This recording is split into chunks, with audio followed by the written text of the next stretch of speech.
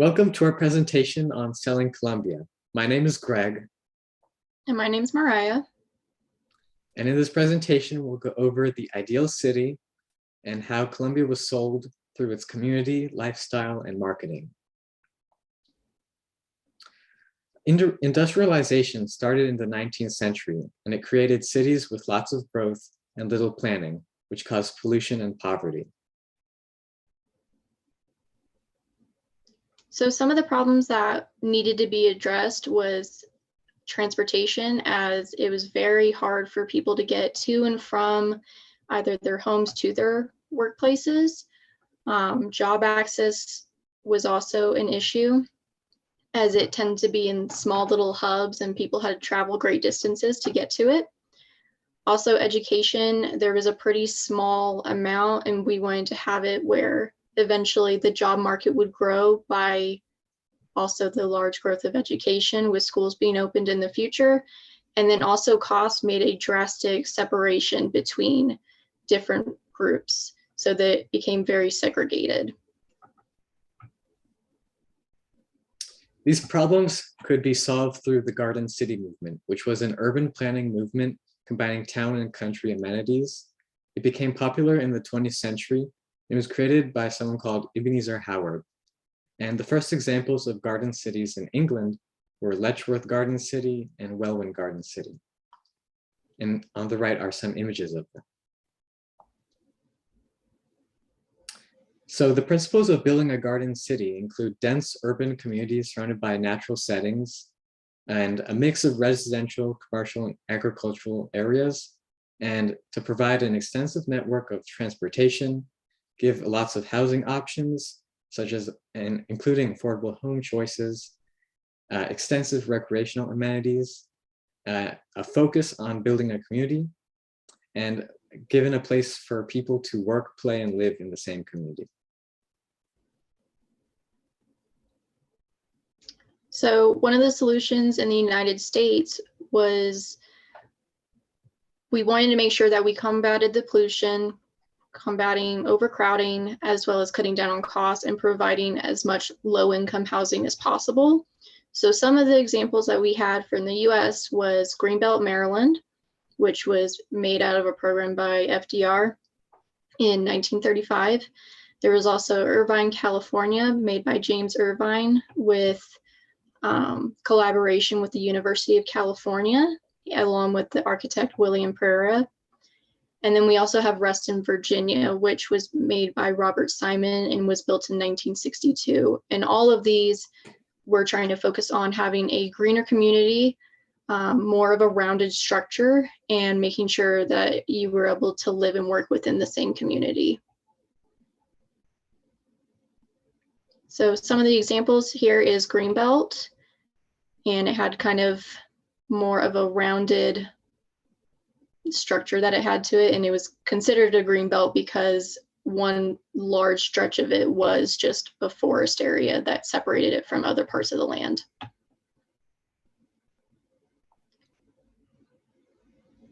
And then this is Ruston. And then here we have Irvine with his architect, William Pereira, and they are showing the architecture plan for Irvine, California. So with Rouse Company, they wanted to make sure that they were building a complete city. It involved having churches, schools, community center. They wanted to make sure that everybody had all the necessities that makes a community whole. He also is very proud on the fact of making sure he respected the land. So he wanted to make sure there was as much greenery as possible by having parks, habitats, and playgrounds available, and having as many paths that people could take for bikes. He also wanted to make sure that there was a bit of profit, as he was a businessman. And he realized that if he were to do a poor development, there would be very little income that would come for him. Whereas if he took the time, he would make a great development, which has become the city it is for today. And he wanted to ensure that in the future, there was always going to be constant growth. So he made sure that there was all the separate villages, pathways, the community center, and several schools available so that education could grow. In this next section, we'll go over the selling of the community of Columbia. So the Rouse Company and the Columbia Builders were not only selling houses and land, but they were developing and selling a new type of community filled with activities, paths to walk, and places to have fun. In these images on the slide, you can see snippets from these brochures saying things like Columbia is a friendly town with trees and parks and real neighbors. And then also the amenities such as pedestrian and bike paths, and how everything is connected within these paths, such as schools, playgrounds, shopping stores. So Columbia's amenities provided a town and a country setting in one community. So really, it was the best of both worlds.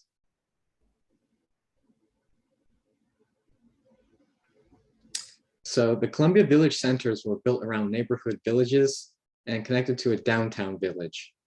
These had employment and service centers, shopping centers, medical centers and libraries, places of worship, restaurants, theaters and entertainment, and parks, golf courses and lakes, and more. And on the right is some paintings in a brochure done of these places in Wild Lake. Another good thing about Columbia that was sold was the parks. So they provide a place to do recreational activities, especially by the lake. That was a big selling point.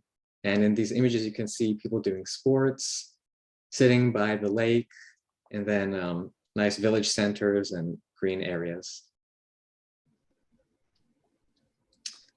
Another part of Columbia sold was the trail system, which offered multi-use pathway linking to connect several buildings together, giving people the ability to walk from place to place instead of going by car. And these included connecting the General Hospital, Community College, Meriwether Pavilion, lakefront districts, Landare Park, and neighborhood villages. So the city center was not planned as a typical downtown with a gridlock of streets. The city center features a lake with a boardwalk, with restaurants nearby, a mall, several commercial and office buildings, and a library.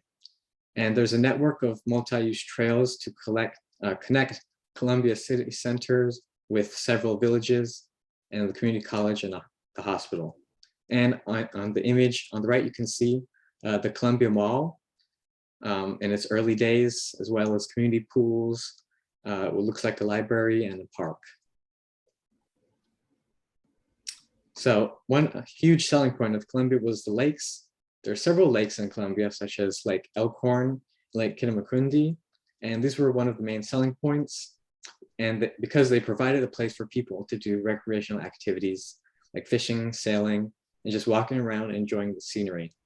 And on the right, you can see a brochure that said, there's a lot to like about Lakeside besides the lake. So they were really trying to sell all the types of activities you can do. Some of these recreational activities were like fishing, golfing, going to pools, even sailing. And in this yellow image in the middle, it looks like some sort of center with a fountain and people are biking. And the bottom right was another part from a brochure saying how recreational activities at Columbia are basically limitless. So there's all sorts of things you can do, and then a huge list of all the activities like outdoor tennis courts, athletic club, golf courses, ice and roller skating, just to name a few. Another selling point was the Meriwether Post Pavilion, which was a place for people to attend concerts on a 40-acre preserved land right in the middle of Columbia. And it also was a summer home for a National Symphony Orchestra. And on the right, you can see an image, early image of all of these people attending a concert. And then I really like this sentence right here. At night, you can enjoy your favorite stars under the stars at the Meriwether Post Pavilion in the 40-acre Central Park. So now we'll be transitioning to selling a modern home and lifestyle. So in these depictions, it's taking the next step forward with kind of the buildings and architecture that was primarily used for homes. One of the selling points of Columbia was that they were starting to take more of a modern step away from more of your traditional homes, where they did more of California style, kind of bohemian or open architecture, which involved wide windows, a lot of greenery around it, and taller buildings in order to create more of a indoor meets the outdoor feeling to its owners. So home design, as I had stated, it has the large windows, which helped connect the outside. They were very big on making sure that you were constantly surrounded by greenery. The lifestyle for these homes was primarily targeted at single families. However, I also include young singles or people who were in roommate conditions, but there were also areas where it was targeted towards senior citizens. And they also wanted to ensure that there was always a room for entertainment. So many models were shown to have either a sauna room, a recreational room. They even included pools or an office space. So it was making sure that it combined the modern concept as well as the old feeling of the traditional home, where you catered to others within your home as well. So once again, in these brochures, it's kind of targeting towards the type of lifestyle that they were targeting in their campaigns. So they really wanted to make sure that the owners that they were targeting were going to have an active lifestyle. They were very big on this, as they wanted to make sure that Columbia was a very connected community. In the brochure that's towards the right of the screen, it's showing some of the single families, singles, and social gatherings that they have, and how they're very big on making sure that they intermingle with their neighbors, and that they were able to have kind of a living room station to where everyone wants to gather into this wide room, being able to look out into the outdoors.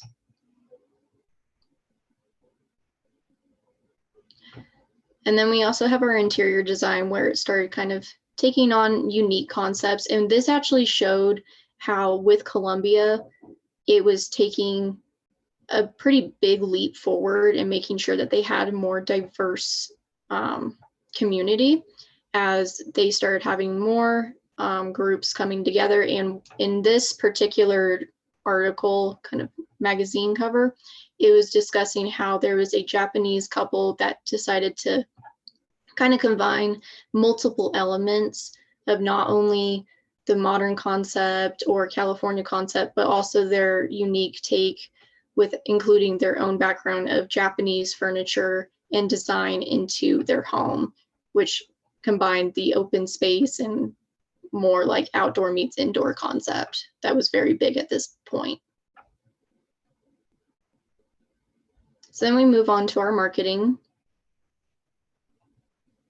So advertisements in Columbia were extremely colorful. Almost any pamphlet that you will find has bright tones that is meant to capture your eye and attention. They would also make sure that in their advertisement, they use wording such as comfort, convenience, quality. They never really focused on trying to say like the quantity of things. It was always quality that they sold as their selling point. They made sure that they had different catchphrases, such as with this brochure, it says, "At Running Brook, you will enjoy," but for the big title, it has "as big as a house," because this was an apartment complex, but they still wanted to advertise to young couples that even though they were coming into this place, it was still welcoming for them as well, and that they weren't missing out on anything else. And then there was always going to be a trademark in these brochures as well. So in the Uniplex brochure that's being shown, their trademark was that Uniplex from Ryland is an idea whose time is now. So that's what their emphasis was for having this more modern concept community that they were trying to build in each of the little villages. And they also had a selling point that they were very big on the quality of their work. It didn't matter how much time it might take. They wanted to ensure that to the buyers that they were going to get the best for their home. So wrapping things up, we realized that with Columbia, they were trying to make sure that they were bringing in these newer concepts, also being able to provide more of the Garden City concept that we had explained in the beginning. And the way that Columbia was able to do this and sell this vision for the community was that it made sure that it was modern, it included greenery, it was providing an active lifestyle with the parks and the pavilions and the city mall.